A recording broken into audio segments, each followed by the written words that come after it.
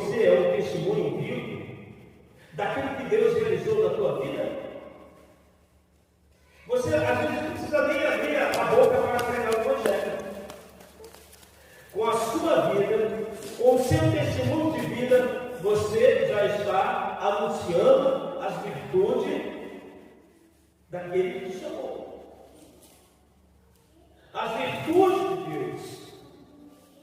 Então nós somos essa testemunha viva daquilo que Deus ele pode fazer na vida do ser humano, daquilo que Ele pode fazer na vida de alguém.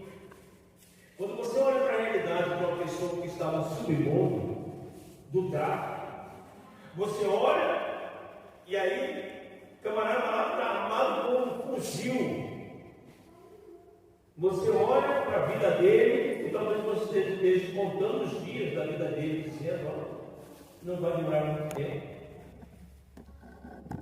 Mas aí, esse, que muitas das vezes a sociedade não dá nada, é esse que Deus pega ele, transforma a vida dele, dá uma lavada, aleluia, na vida dele, regenerando ele, regenerando a mente dele. Ele tem um encontro com o Senhor e passa a ser um pregador do Evangelho de Cristo Jesus. E com poder, irmãos. Muitas das vezes, esses têm consciência da onde Deus o tirou. Deus nos transportou das trevas para a sua maravilhosa luz.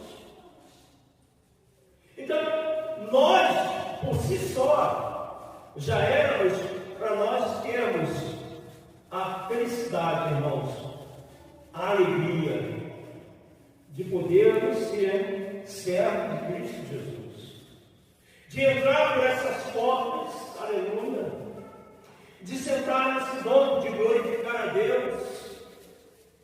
Mas muito mais do que isso, é saber que nós estamos numa missão. E quantos não estão mais na missão, por quê? Porque perderam a sua identidade. Nós temos que ter um cuidado muito grande com nós mesmos. Porque quando a pessoa ela começa a ficar enferma, a enfermidade traz alguns sintomas da enfermidade. Quando a pessoa ela está enferma espiritualmente, irmãos, a pessoa aparentemente ela pode aparentar para você estar bem, ela pode estar sorrindo para você, até mesmo pode até fazer citações bíblicas, de versículos bíblicos, mas só não sabe qual é a condição que ela se encontra. Por quê? Porque ela já está enferma, porque ela já está doente.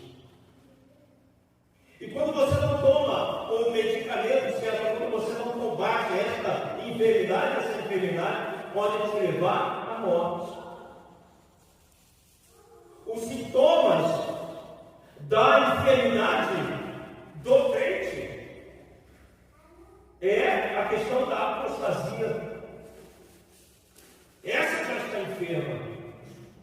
Mas existem alguns sinais, irmãos, que ele vai tendo ao longo da sua caminhada, ao longo da sua trajetória, até que ele se encontre num momento onde muitas das vezes essa enfermidade não há mais possibilidade de voltar. A pessoa, ela começa a não querer orar mais, sentir dificuldade na oração. Isso é um sintoma de que a pessoa ela está começando a ficar enferma. Então nós temos que ter um cuidado muito grande, porque o que não falta para a igreja hoje são atrativos, e esses atrativos têm como finalidade roubar, tirar a identidade da própria igreja. O irmão ou a irmã não ora. O irmão ou a irmã sente dificuldade de estar nos cultos regulares. Num culto como esse, no culto da palavra, porque a palavra, irmãos, é que nos traz vida. Então, uma pessoa sem dificuldade na oração, sem dificuldade na leitura da palavra, mas no entretenimento, ela perde horas e horas no entretenimento. Então, nós, e quando eu digo nós, eu também, como pastor, tenho que ter muito cuidado. Por quê? Porque a partir do momento que eu não tenho mais prazer na oração, significa dizer que eu já estou começando a ficar enfermo. Quando você não tem mais prazer na leitura, seja a leitura da palavra de Deus, seja um livro, um periódico, Paulo orientando a Timóteo, diz para Timóteo, persiste em ler. Então, eu entendo hoje muito bem o que Paulo queria falar para Timóteo. É necessário, Timóteo, que você venha se aplicar à leitura. E nós, como a igreja do Senhor, é necessário que nós nos aplicarmos à leitura da palavra de Deus. Meditar nela de dia, meditar nela à noite. Irmãos, não precisa muito, não, irmãos. Não precisa muito. Se você ler um capítulo da palavra de Deus por dia, é o mínimo que você pode fazer. Não é muito.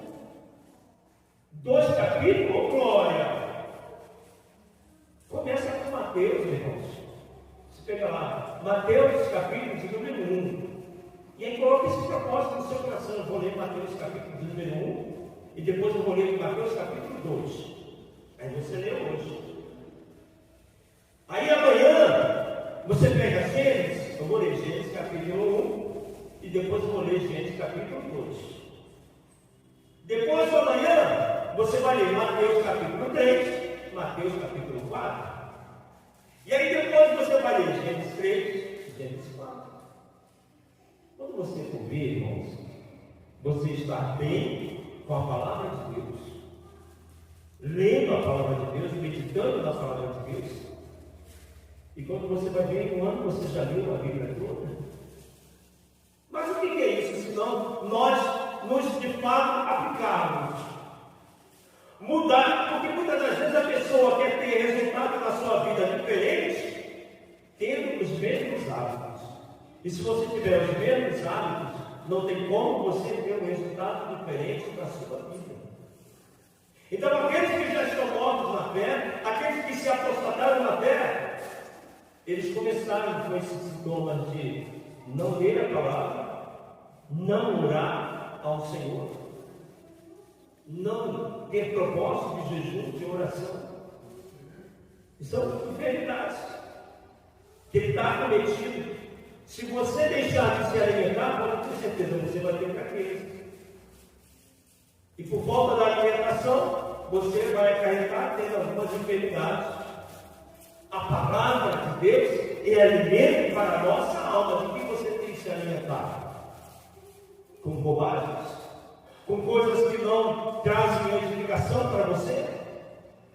Então nós, igreja, temos que nos pronunciar nesse sentido, para que nós possamos ser uma igreja com propósito, aleluia.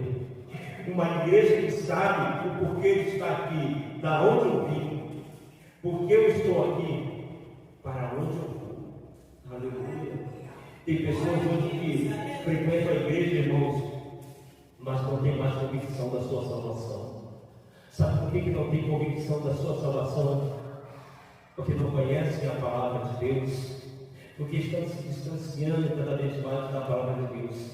Crente em Cristo Jesus, haja o que houver, ela tem que ter convicção da sua salvação. Porque se você não tiver convicção da sua salvação, como é que você irá pregar para o outro sobre salvação? Se você mesmo não tem convicção de que você é salvo em Cristo Jesus. Então saiba que você tem uma missão, igreja. Pastor, eu estou passando por uma luta muito grande.